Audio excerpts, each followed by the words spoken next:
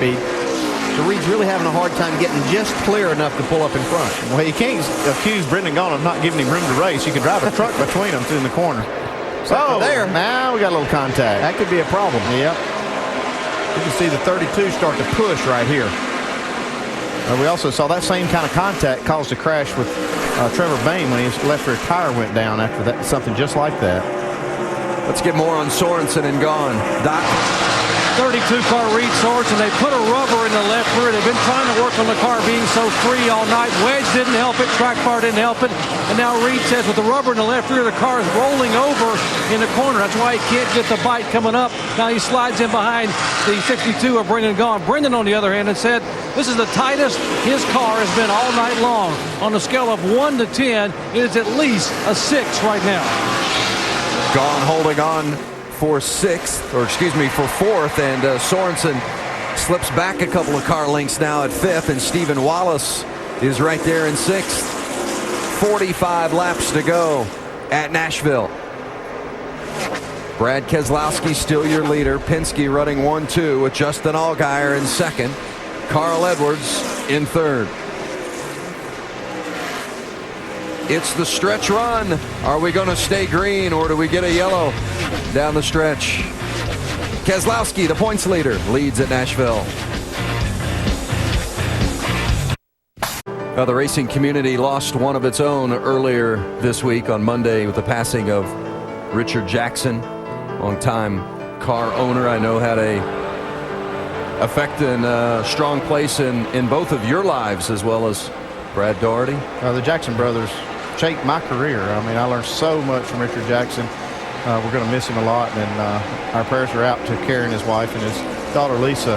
But Richard and Leo Jackson, his brother, also are really have a lot of history in this sport in this series. Yeah, we're really going to miss Richard. He was a dear friend, and I grew up around the Presleys and racing, and Richard was very instrumental in Bob Presley's career back in the mid-'70s. They drug cars around the United States and really won a lot of races together, and he helped Robert tremendously throughout his late model career. Was just a great guy, very bright guy, and he's going to be sorely missed.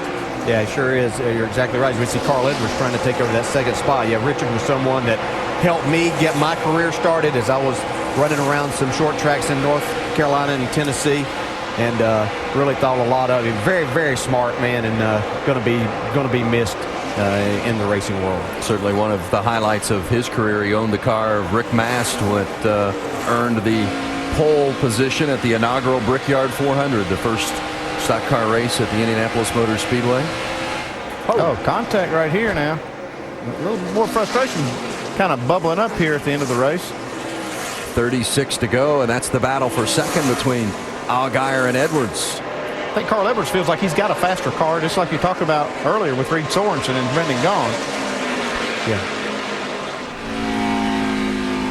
Now, Carl Edwards' car looks to be strong enough to get up there and contend with that 22 car, Shannon. Well, his car's really started to come alive the last 5 laps. He started to almost catch Brad Keselowski and turn as fast laps as Keselowski in that number 22 car. We've already mentioned how Eric Darnell practiced this car for Carl Edwards this weekend. They were 36th fastest in final practice, but when I spoke with Drew Blickensturfer, he told me not to be concerned because he knew when Carl Edwards got in this car, if the balance was right, they would be fast. And guys, they have been fast. Carl is running the top 10 the entire race, and right now he's just trying to get those dodges.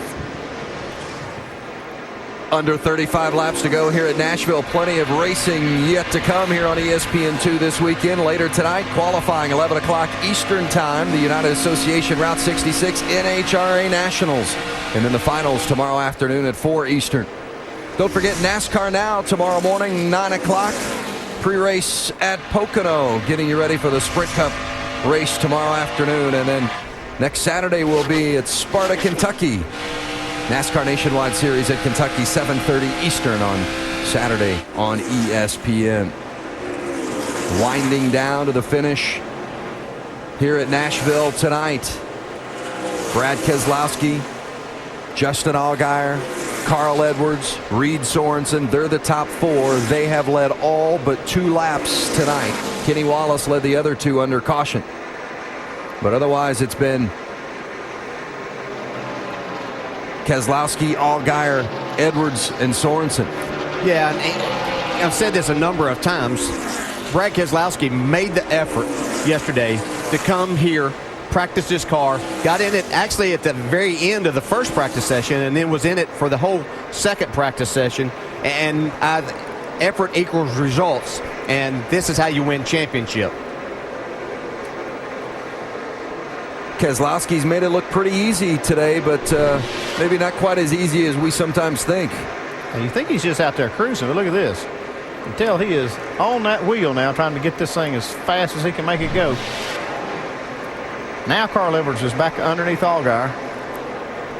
Man, can't quite get him, though. Now, you see back in just slip a little bit. You just can't get all the throttle that you need to right at that point. I think what Carl was trying to do a while ago, I don't know that he really meant to touch the 12 car or meant for them to come together. He was just trying to force him up a little bit, maybe to get the 12 to lift just a little bit so that he could go on and make that pass, because now you're 5 laps further down and you're just not going to have a shot at going up and catching Brad Keselowski.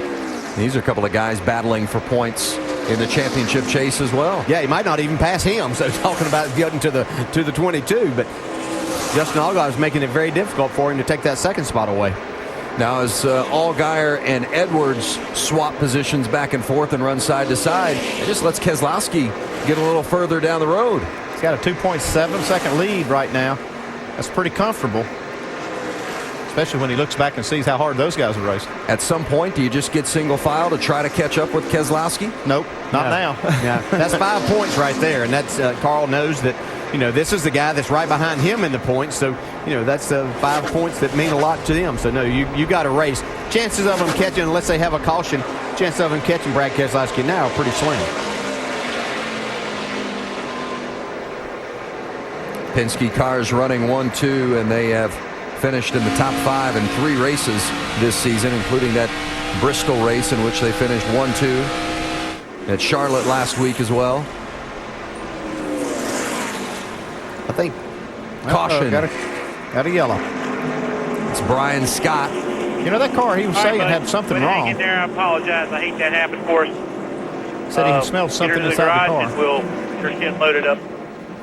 Looks like it was the engine going away.